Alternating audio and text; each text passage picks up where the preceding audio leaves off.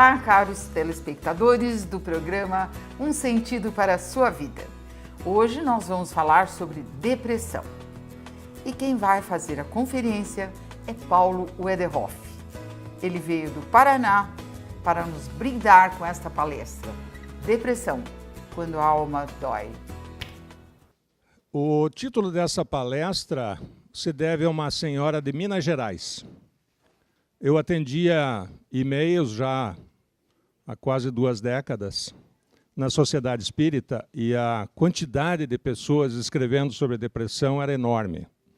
Isso me obrigou a tentar entender um pouco e achar formas de ajudar. A frase dela que me motivou a colocar esse nome é assim: eu sinto como se fosse uma dor na alma. Achei aquilo espetacular, porque eu também já havia passado por isso. E reconheci o sintoma. Agora, a depressão é uma doença moderna? Se é que deveria ser chamada de doença? Hipócrates, em 370 a.C., falava dela. Ele dizia que o equilíbrio da vida depende de 4 fluidos corporais, que são o sangue, a fleuma, a bile e a bile negra. O sangue ele achava que vinha do coração, a fleuma do pulmão, a bile amarela do fígado e a bile negra do baço. Aí nós até conhecemos os tipos, né? A pessoa do tipo sanguíneo, sereno, o famoso inglês fleumático, né? O colérico, contaminado pela bile amarela, e o melancólico, aquele que está com excesso de bile negra, segundo Hipócrates. E, curiosamente, melancolia, a famosa tristeza que vemos nas obras espíritas, vem de melané, que significa negro, e colé, que é bile negra. E pensando nele, considere essas expressões atuais. O sujeito está de mau humor, né? Bom humor, humorismo. Veja como uma coisa tão antiga nos afeta ainda hoje, os humores. Mas o que é depressão? Vejam essa descrição desse médico espírita. É um transtorno do humor com baixa atividade geral, levando ao sofrimento íntimo, profundo, desesperança, perda da fé em Deus, em si próprio e na vida, que é o perigo máximo, que leva algumas pessoas a desistir do encarne, através da pior porta que poderia existir, que é o suicídio. Quem tiver dúvida, por favor, leia O Céu e o Inferno, as entrevistas com aqueles que cometeram o suicídio.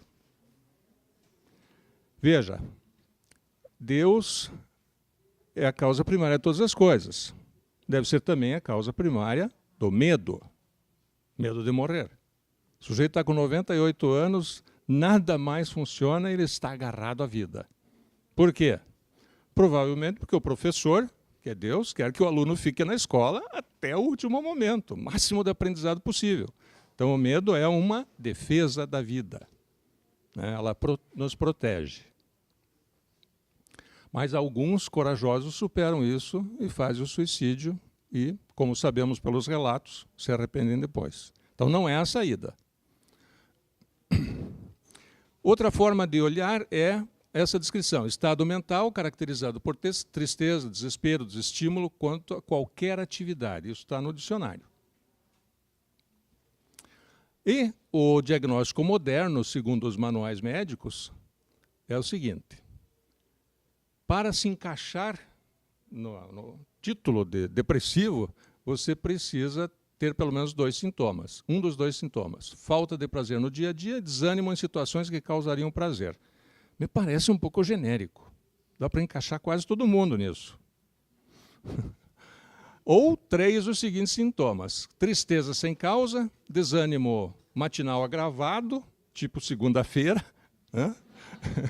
Mudança no regime de sono, apatia intensa, alteração de peso superior a 5%, sentimento de culpa indevido, dificuldade de concentração e vontade de morrer. Alô? Esperamos 150 anos para encarnar e agora estamos com vontade de morrer? A causa da depressão, material ou espiritual? Usemos a nossa capacidade de filosofar. Precisamos questionar. Vamos ver algumas evidências materiais. Em Cambridge, fizeram uma pesquisa sobre depressão com 1.800 jovens. É uma amostragem bastante segura. O grupo com maior dosagem de cortisol apresentava sinais de depressão. Se encaixava lá no manual médico. Então, o que é cortisol? É um hormônio produzido pelas glândulas suprarrenais, ou seja, algo do organismo físico. Mas ele é necessário para preparar o nosso corpo em situações de perigo. Sob ameaça, nosso corpo derrama esses ingredientes necessários para nos dar prontidão e sair correndo, por exemplo. É o início da geração do estresse. O estresse e o cortisol estão relacionados. Mas, como ele é parte da defesa da vida, se não for seguido de um relaxamento, pode gerar um desequilíbrio hormonal. Observamos isso, inclusive, num animal. Vejam os órgãos corporais relacionados à produção hormonal. A lista é grande e isso pressupõe complexidade, que é o entrelaçamento de causas. Requer muito estudo. A Misha era a nossa gata e eu fui transferido para os Estados Unidos, fui com minha esposa, e a Misha teve que cumprir o ritual sanitário. E ela chegou lá dias depois. E o curioso é que esse tipo de gato tem o focinho escuro. E ela chegou lá, não é a foto da Misha aí, porque a gente não teve a ideia de fotografá-la, mas ela chegou com o focinho grisalho. Fomos perguntar para veterinários e disseram, não, isso daí é estresse. Curioso, né? Uma viagem de aproximadamente 40 horas entre sair e chegar, e ela chegou estressada. E dormiu 24 horas ininterruptas. Foi algo realmente interessante. Veja, está na natureza dela relaxar o suficiente para compensar o desgaste. Bom, quase 2.400 anos depois, dá para concluir que Hipócrates tinha uma certa razão. O desequilíbrio em alguns fluidos pode alterar nossa qualidade de vida.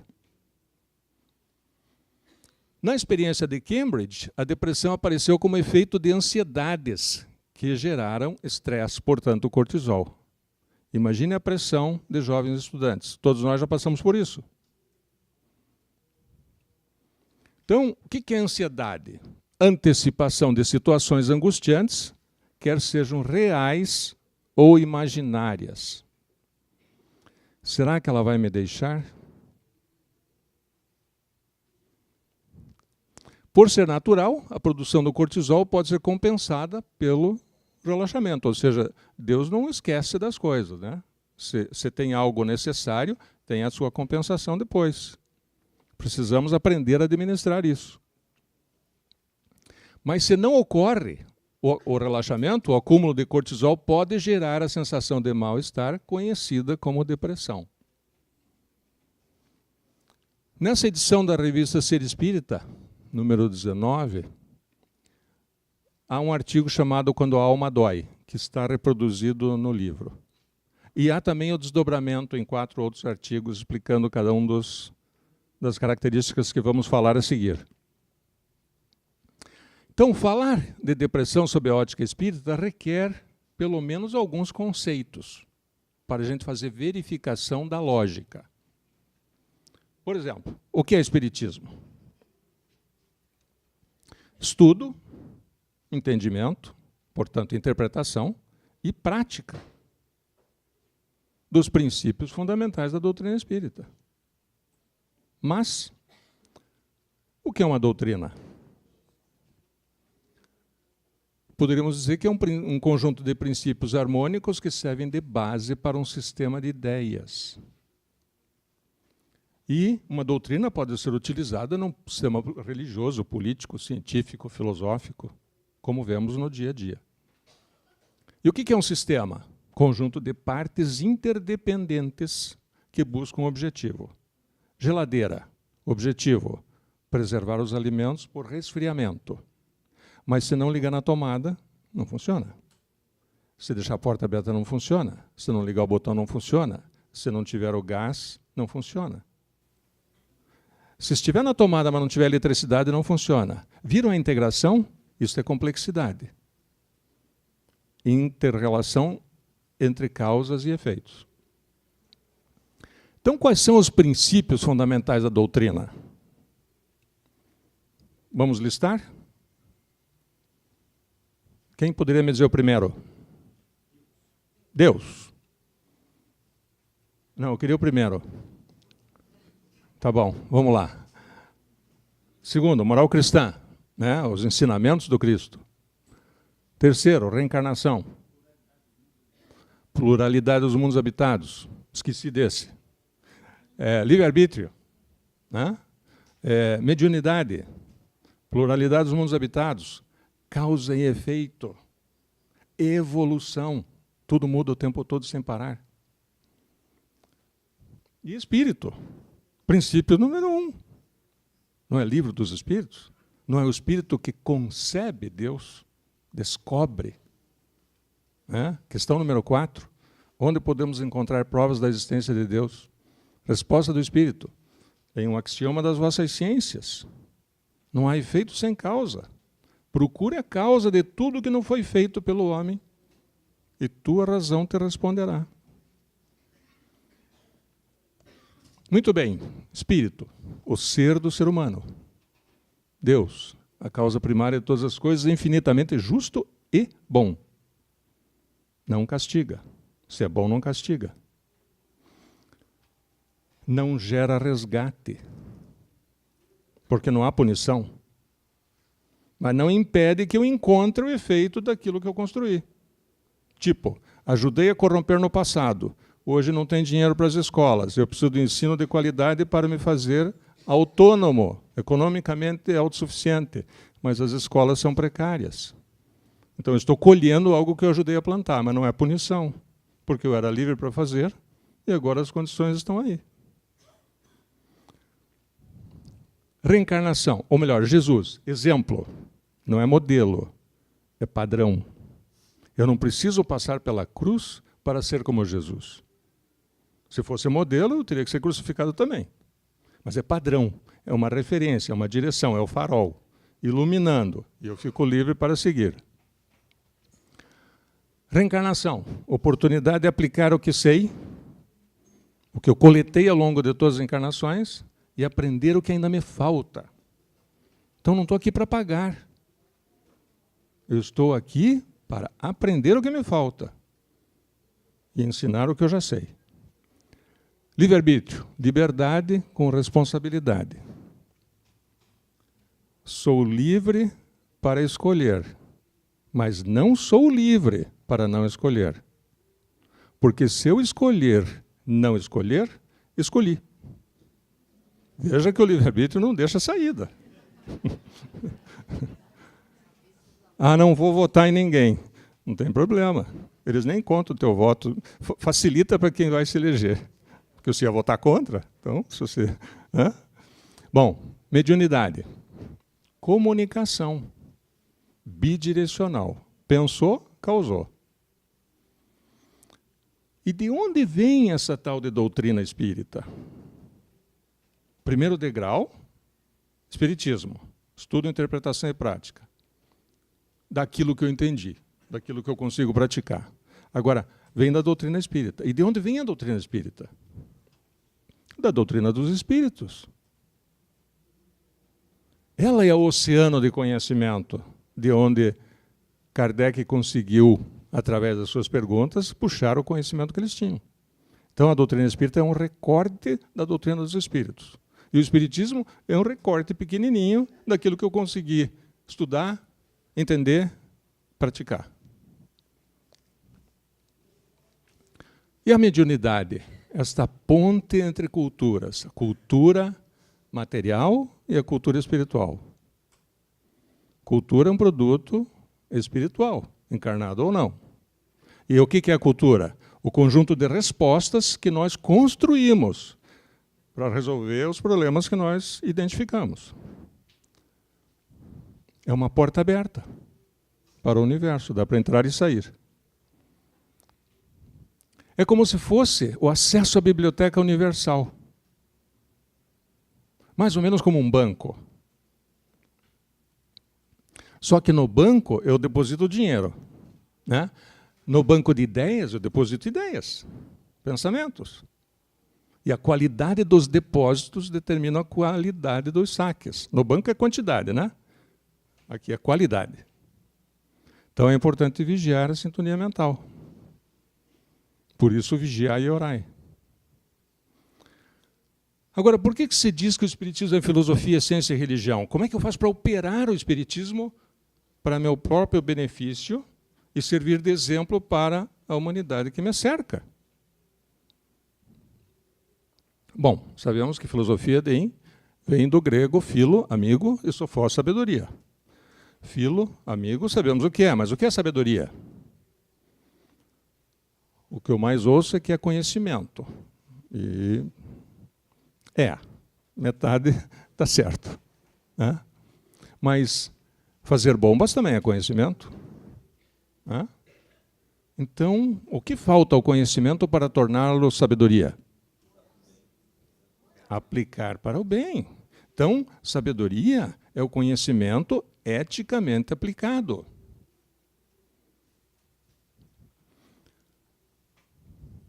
Busca da sabedoria. Busca do conhecimento para aplicar eticamente.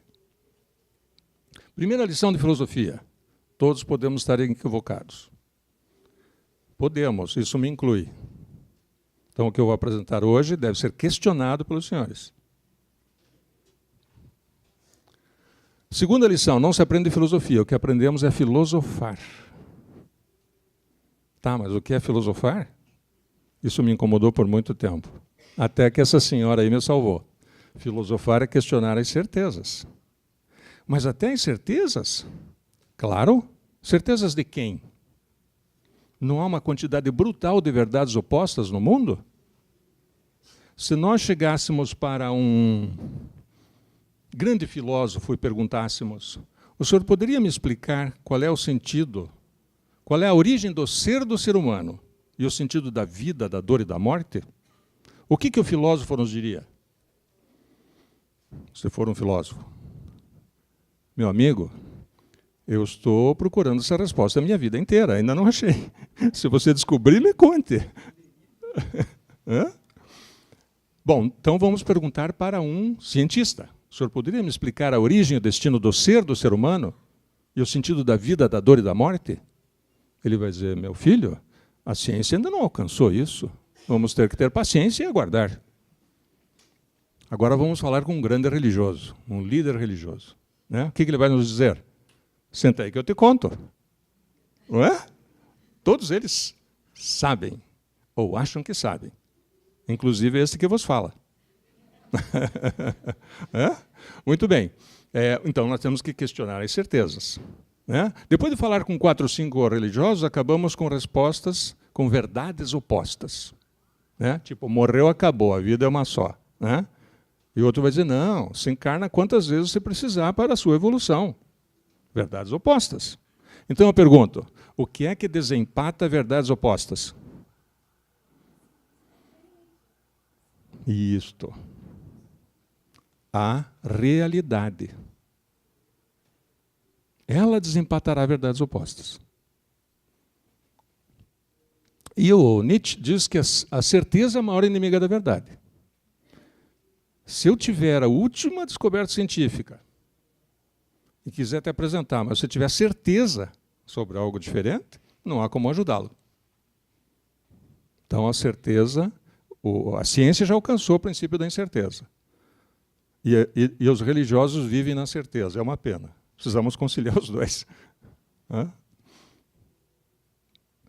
Então a certeza equivocada é mais perigosa do que a dúvida. faça de conta que é você lá em cima daquele trampolim, com os olhos vendados e com a camisa do seu time. E lá embaixo a torcida gritando, pula, pula. Não dá vontade de olhar que camisa eles estão usando? É? Diz o espírito Antônio Green, antigamente chamado Jacob Green, ele diz assim, filosofia é a capacidade de avaliação que permite à pessoa mudar a visão que ela tem da realidade.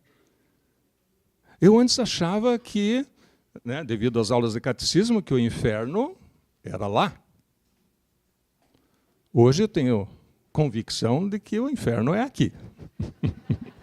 Ninguém vai para o inferno, a gente volta para o inferno. Por isso é do nosso maior interesse entender qual é a origem e o destino do ser humano e o sentido e o significado da vida, da dor e da morte. Porque daí nós vamos administrar. Né? Eu digo que sou professor voluntário, porque eu acho que quando eu invisto nos mais jovens é todo mundo que tiver menos de 66, tá? Eu estou investindo nos meus futuros ancestrais, porque são eles que vão tocar o mundo depois que eu desencarnar, e os descendentes deles também, e quando eu voltar, eu vou voltar a viver no mundo que eles fizeram. Então, investir no jovem é um grande negócio. O resultado é no longo prazo, mas é bom. Muito bem, vamos ver um exemplo de atitude filosófica para quem ainda não viu. Quem já viu uma palestra anterior vai ver que eu estou me repetindo. Ágar, o horrível, grande líder viking, brada a seus homens no meio do combate. Nós venceremos, homens, porque lutamos pelo que é certo. E o Ed Sortudo, que é o assistente dele, que assistiu essa palestra, numa atitude filosófica, diz assim, eu tenho uma pergunta, Ágar. Se estamos lutando pelo que é certo, por que eles estão lutando tão arduamente pelo que é errado?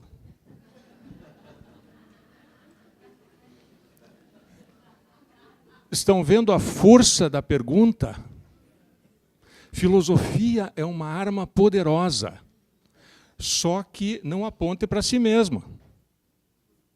Sócrates filosofava, tiveram que matá-lo, porque não aguentavam suas perguntas. Então, use com cuidado. E o que é ciência? Vimos o que é filosofia, a busca da sabedoria. O que é ciência? Conceito de bolso. Conhecimento verificável.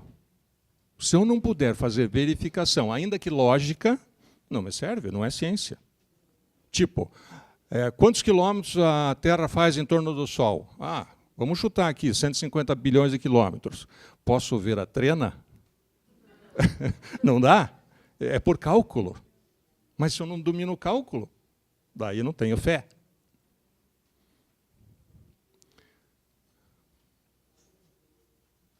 Já vimos?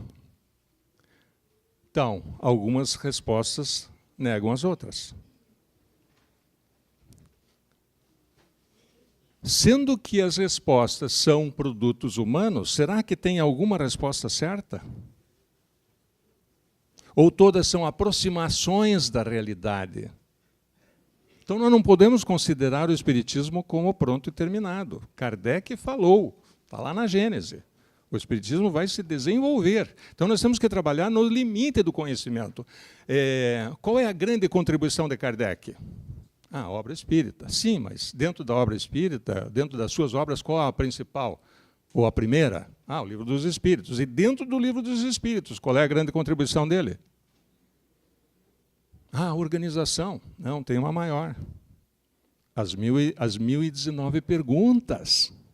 Então, nós precisamos fazer novas perguntas, se nós quisermos expandir a obra, a pedido dele. Vejam aí uma coleção de respostas. Islã, cristianismo, judaísmo, hinduísmo, jainismo, shintoísmo, budismo, taoísmo, etc. São conjuntos de respostas. Todos têm certeza de que tem a resposta final. Muito bem, e a fé? Nos perguntou numa aula o espírito Antônio Green. Silêncio geral. A fé começa onde o conhecimento termina, disse ele. A fé começa onde o conhecimento termina. Maravilhosa. Alguém já cumprimentou Deus pessoalmente? Não, mas não temos dúvida. Né? Então a nossa fé começa onde o conhecimento termina. Nos apaixonamos pela frase. Quando todo mundo caiu na casca de banana, ele disse assim, a fé não começa onde o conhecimento termina. A fé é o conhecimento. O resto é dúvida. Nossa, mas e agora? Que nó? Será que ambas são verdadeiras? Evidente que sim. Sabemos que sim. A primeira é a fé cega. E a segunda é a fé crítica raciocinada. Mas se eu nunca me encontrei com Deus e acredito na sua existência, é cega ou é raciocinada? Depois da questão número 4 do Livro dos Espíritos, é raciocinada, porque eu olho os efeitos e deduzo a causa. Muito bem. Então vejam, se o meu conhecimento for do tamanho de um grão de mostarda, eu moverei montanhas. Então, o que nos diferencia de alguns outros irmãos encarnados? Nós já temos um conhecimento deduzido pelas leis naturais de que a vida continua. Mas eles também acreditam, mas que a gente pode voltar. Isso eles ainda não deduziram. Então, o nosso conhecimento tem, ainda que tenha o tamanho do grão de mostarda, ele é revolucionário, porque muda a nossa atitude perante a vida, perante o outro. Amor, caridade. Então, diz esse médium, Mauri Rodrigues da Cruz, através do qual ouvimos o Espírito Antônio Green, ouvimos ele dizer isso daí. Eu sou a minha fé, que eu sou o meu conhecimento. Profundo. Merece pensar sobre isso. Lógico que nossa maior fé é em Deus. Hã? Já tinham visto essa imagem? Que bom. Então já sabem da pegadinha, né? Não? Tá tudo certo aí? Não tá? O que que tem? Está invertido na imagem ou na nossa cabeça? Quem criou aquela imagem para Deus? É nós, mano. É nós. Nós, os humanos, criamos Deus à nossa imagem e semelhança. Não é genial? Quando visitei essa imagem, que está lá pintada na entrada de carros do restaurante Madalosso, em Santa Felicidade, em Curitiba, no Paraná,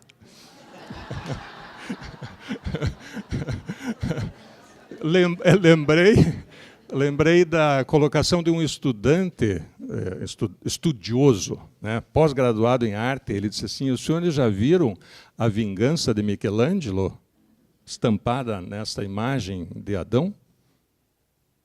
Não. Será que é o que eu estou pensando? Não é.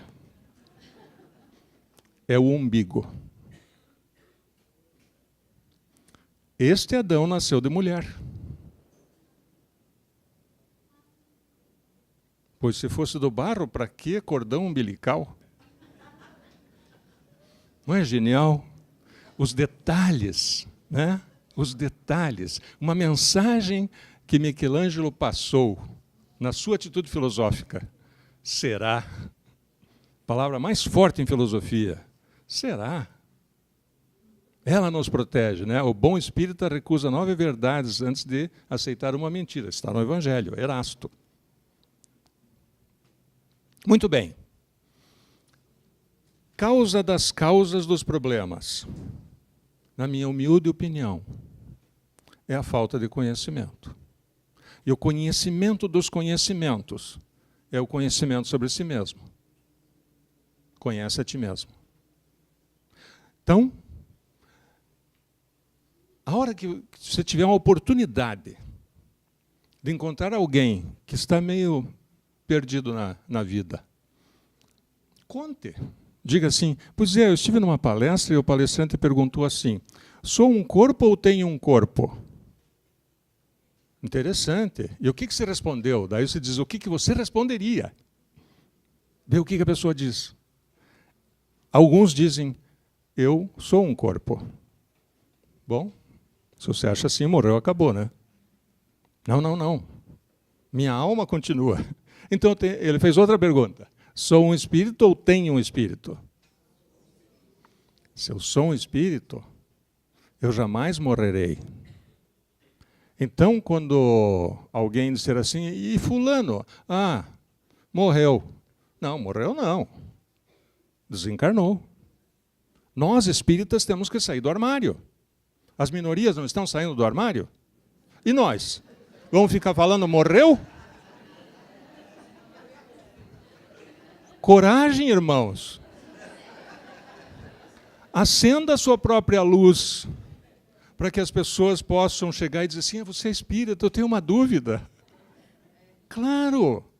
Nossa, é maravilhoso, eu já fiz isso várias vezes. Eu antes também me escondia no armário, tá? Agora estou liberado. Sou um espírito e sou espírita, por convicção. Né?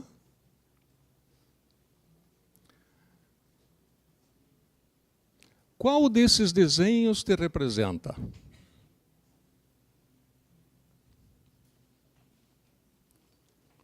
No momento, os três.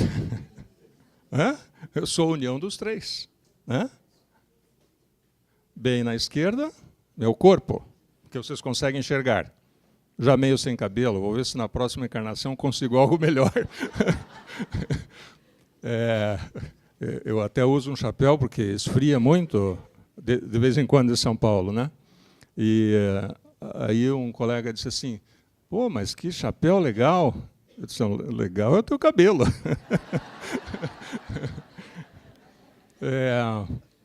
No meio, perispírito.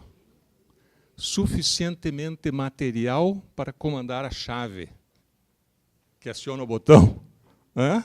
Suficientemente sutil para ser acionado por mim, o espírito. Então lembrem, não é meu espírito. Eu, espírito. É muito comum a gente ler e ouvir as pessoas dizendo o espírito de. Não, o espírito tal. O espírito sou eu. Agora, o que é o espírito? O que sou? Já acharam a resposta? Nem eu. Mas dá para saber que é um ser vivo, mas a plantinha também é. Inteligente, consciente, livre, ator e portador da cultura, criador do seu próprio destino. Não há destino, senão aquele que eu escolho para mim mesmo. Qual é o destino de um avião depois que decola? A intenção é voar. A intenção é descer bem, mas o destino garantido é o chão, porque ele é mais pesado do que o ar. Se der tudo certo, chegarei em Curitiba ainda hoje. Agora, como espírito, a quais princípios naturais eu estou sujeito? Contingência, inteligência, cultura, para começar. Contingência. O que encarna, desencarna. Encarnar é a aventura mais perigosa que há. A mortalidade é de 100%. O desencarne é de 100%. Não há sobreviventes. Então é a contingência. Encarnou, vai desencarnar, pode saber. Já nasce com pena de desencarne. Inteligência, tudo é inteligente na natureza. E a inteligência produz cultura. Tente negar um desses. Não há como. Então, esses são os famosos paradigmas. Todo o resto é padrão. E o padrão dá para mudar. Agora, os paradigmas realmente não são mutáveis. apesar dos livros dizerem que dá. Os padrões culturais dá para mudar. Agora, esses 3 paradigmas não dá. Vamos ver exemplo de contingência. Causa e efeito. Livre-arbítrio. Já vimos, né? Sou livre para escolher, mas não sou livre para não escolher. E isso pode ser pessoal e coletivo, gerando mudanças, portanto, evolução. Quando é uma mudança dolorosa, a gente tende a ir para o lado que não doa. Mudar comportamento. Aliás, diz o espírito Leocádio Corrêa que quem não muda comportamento não está aprendendo. E quem não aprende pelo amor, resta o alarme, que é a dor. E a dor não é castigo, é alarme, sinalizando, por aí não. Vá no dentista.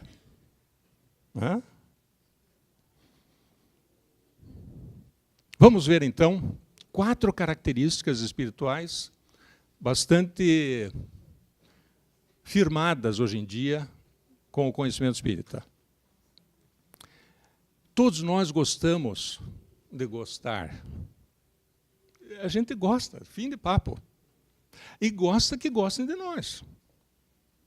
Não há como negar isso. Todos nós queremos saber. É necessário saber. É desequilibrante não saber. Começa com a curiosidade e evolui para a filosofia. Todos nós queremos ir e vir, sem ajuda. Imagine aquela atleta brasileira que teve um acidente e rompeu a cervical, né?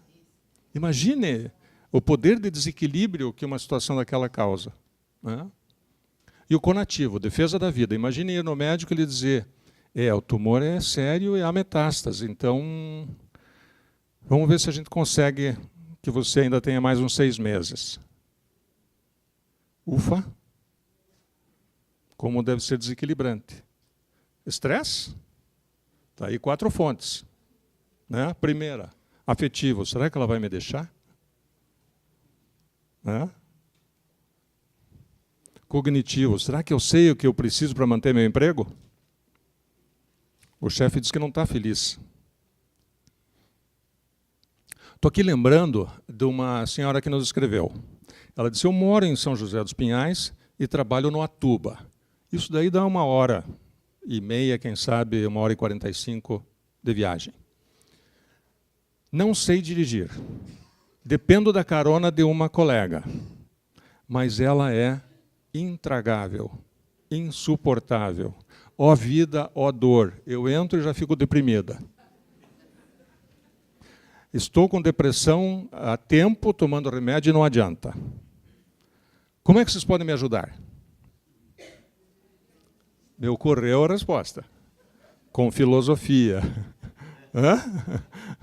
Mas primeiro eu preciso dar os instrumentos para ela fazer a construção. Então, mandei o artigo, Quando a Alma Dói, falando das 4 características espirituais. E ver se ela consegue achar nessas características algo que ela esteja sendo prejudicada. E ela achou, e mandou a resposta. Veja, ela não gosta da carona que ela tem, da motorista que a leva e traz. Mas ela não sabe dirigir, o cognitivo. Não conhece o processo de dirigir. E ela não consegue se mover sozinha. Se for de ônibus, ela perde qualidade de vida num nível horrível, porque ela vai ter que sair às 4 da manhã. E o conativo, ela depende do emprego para fazer a sustentação da vida.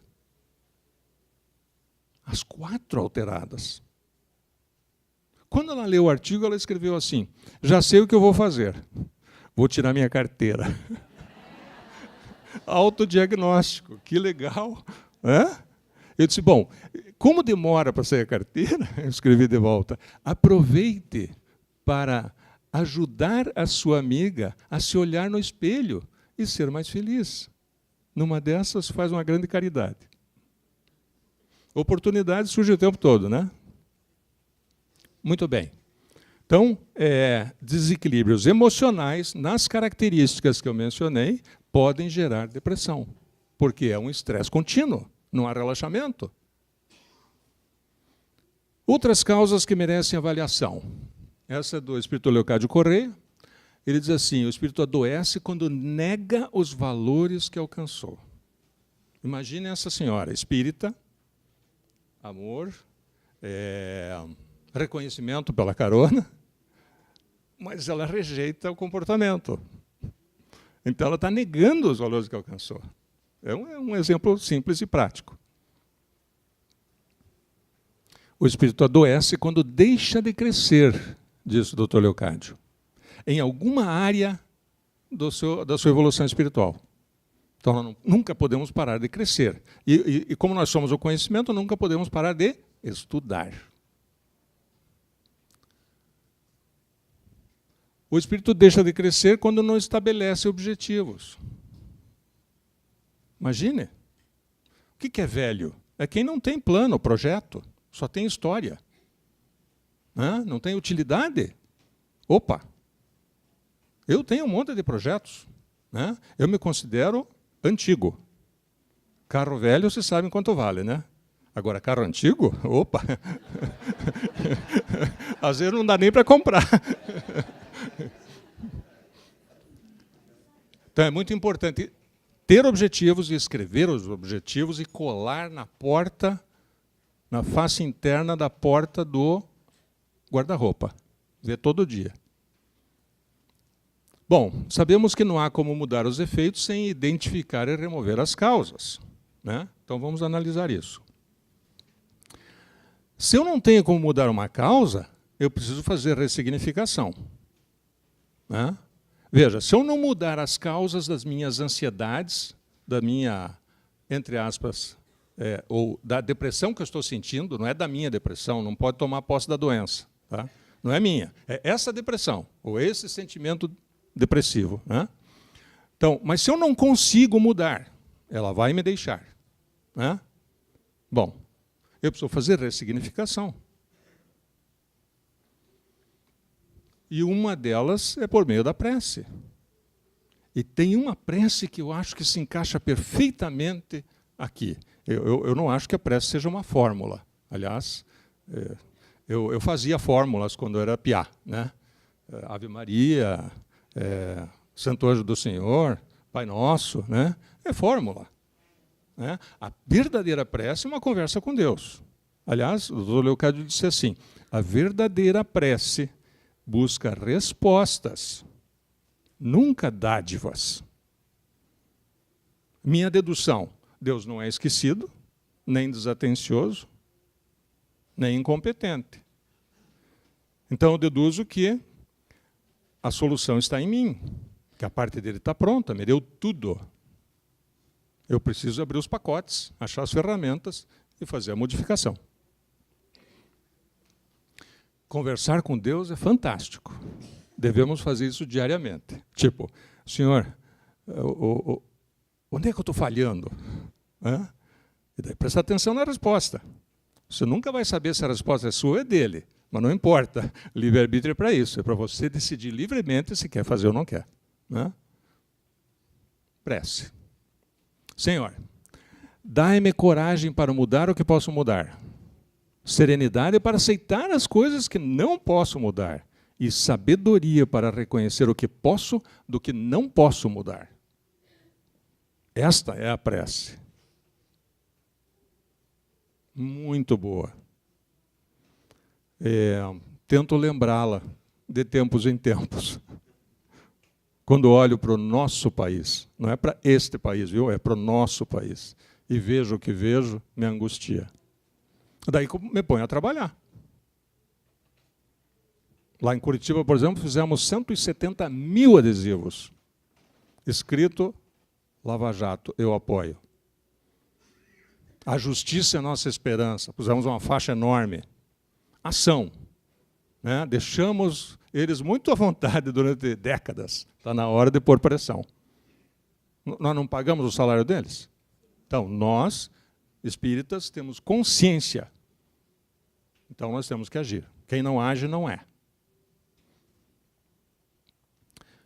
Como ajudar, então, meu corpo a enfrentar os efeitos da depressão?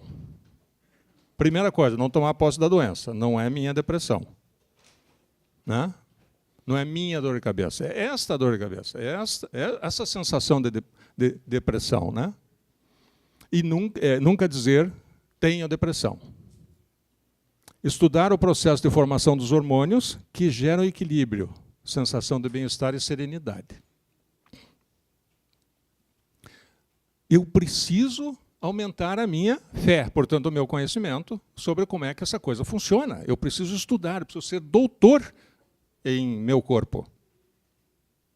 Como é que meu corpo funciona?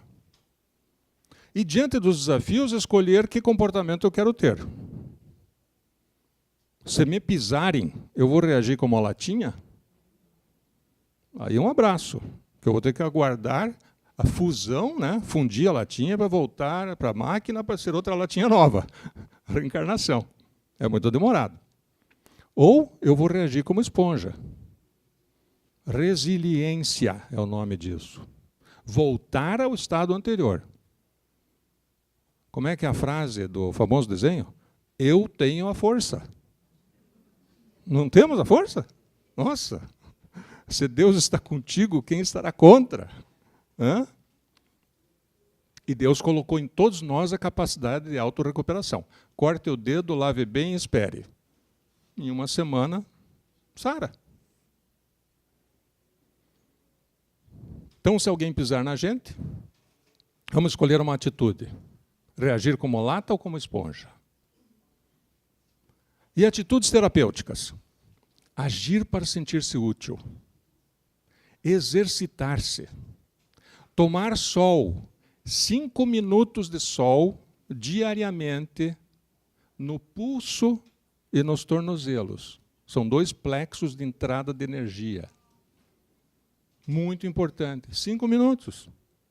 Ah, mas está nublado. Tem radiação solar. Pode testar. Não é? Não tem lá o sol filtrado, que a gente sabe que queima mesmo na praia com nuvens? Então, está aí. Alimentar-se bem. Não é quantidade, é qualidade. E tomar água de coco. Eu estou me sentindo muito mal. Estou com um problema sério e tal, estou desanimado. Desanimado, não. Ânima é o sentido de alma. Desanimado é desencarnado. Não pode desencarnar. Calma. Então, tomar água de coco durante 21 dias. É dose de ataque. Não adianta de caixinha, né? Tem que tomar aquela que o Criador fez. E tomar suco de melão. 21 dias. Quem conseguir um ou outro, beleza. Pode tomar 2 vezes por dia? Ei, tranquilo. Né? É da natureza. Mas isso resolve ou ajuda no efeito. Se eu não remover o espinho, se eu não remover a causa, vai haver recorrência. Então tem outras fontes, né? Todo mundo já conhece a do chocolate, milho, proteínas, vegetais, até a pimenta. Isso tudo requer estudo científico, né? Aveias, enfim, elas têm os ingredientes que o nosso corpo utiliza para fazer os hormônios que precisa. Mas, veja, se persistirem os sinais, procure orientação médica. Não vai chegar no ponto de pular do prédio, né? Entende o que eu quero dizer? Tem que se ajudar. E a melhor maneira é conhecer melhor o corpo, através do estudo. Para isso, existem alguns livros. Eu conheço 2. Um deles é esse, O Cérebro Desconhecido. O cérebro desconhecido, segundo a pesquisa apresentada nesse livro, é o intestino. Pegaram um cão e cortaram todas as ligações nervosas com o cérebro. Já com a previsão, não vai sobreviver. Olha, não tomou conhecimento, continuou funcionando normal. Então, o intestino é inteligente, é um cérebro.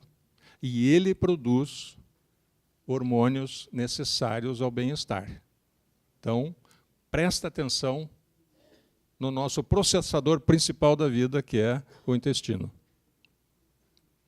Esse médico, Michael Gerson, da Universidade de Colômbia, afirma que 90% da serotonina é produzida nos intestinos. E é um neurotransmissor responsável pela sensação de bem-estar. Não é interessante? E esse é um outro livro interessante. O Espírito Leocádio Corrêa sempre nos dizia: os senhores precisam aprender a fazer imunomodulação. Imunomodulação. O que é isso? Modular a imunidade. Tudo bem, mas como é que faz? Então, ele tentava explicar e a gente não alcançava. Daí ele disse: então leiam esse livro. Esse livro é do Dr. Toru Abo, Revolução Imunológica, best-seller no Japão. E ele fala sobre a prevenção do câncer. O que é o câncer, como é que ele funciona e como é que você previne. Muito interessante. Eu achei assim uma pérola. Então, sugestão: capacite-se continuamente para servir a humanidade, colaborando na obra do Criador. Esse labor ali é trabalho, viu? Trabalhar, né? Produzir algo.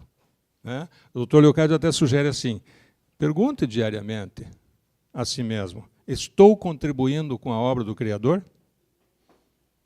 Maravilhoso. Então, receba o seu salário, que é a alegria e a satisfação de produzir.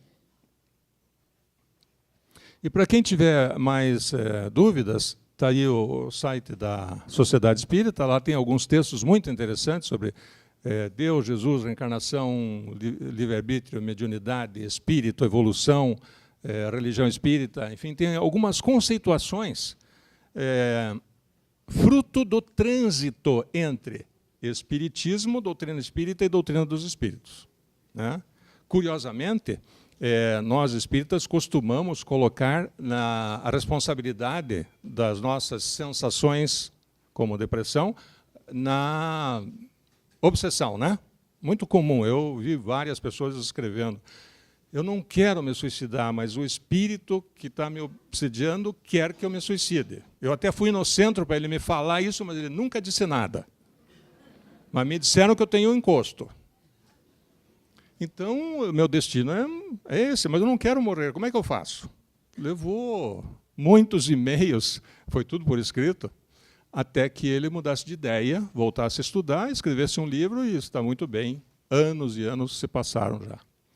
Mas veja, doutrina é um sistema de ideias.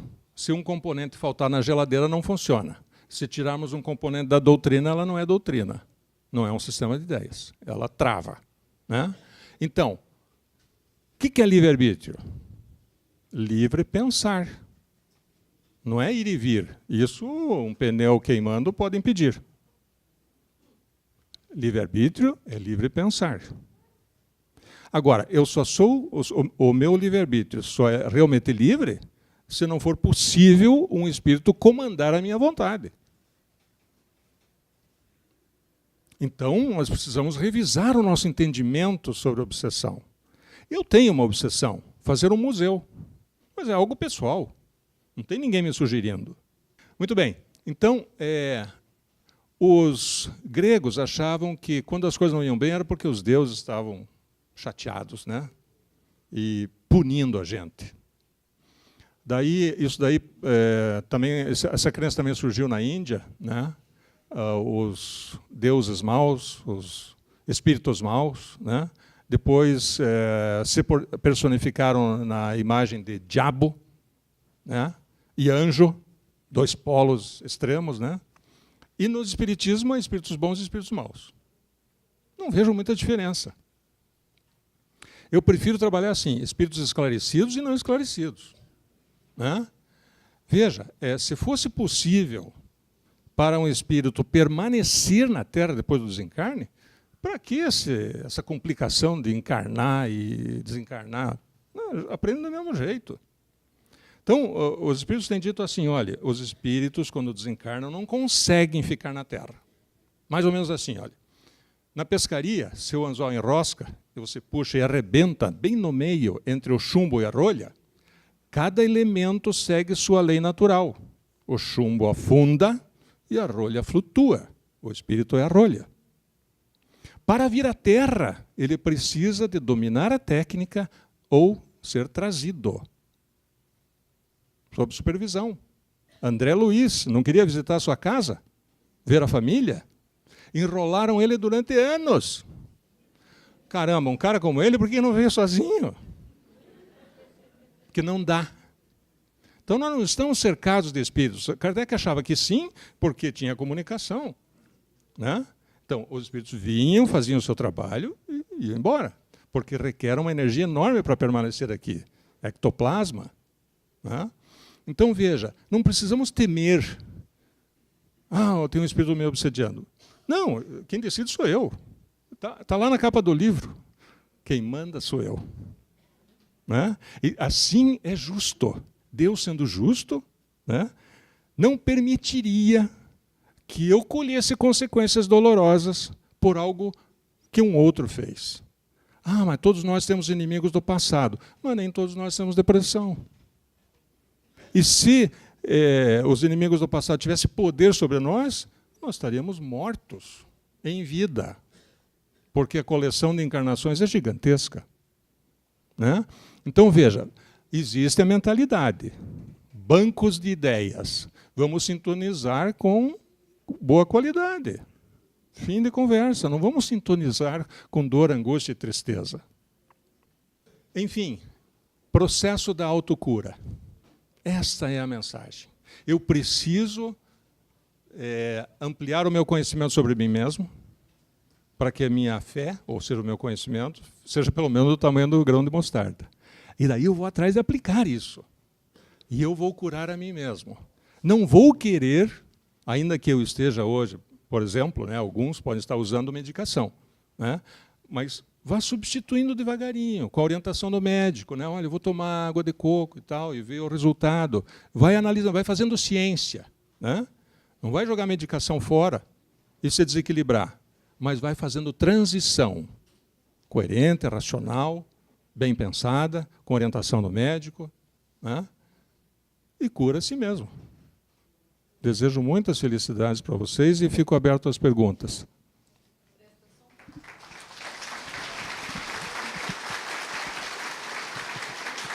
E assim vamos encerrando o programa Um Sentido para a Sua Vida, muito felizes com a sua audiência.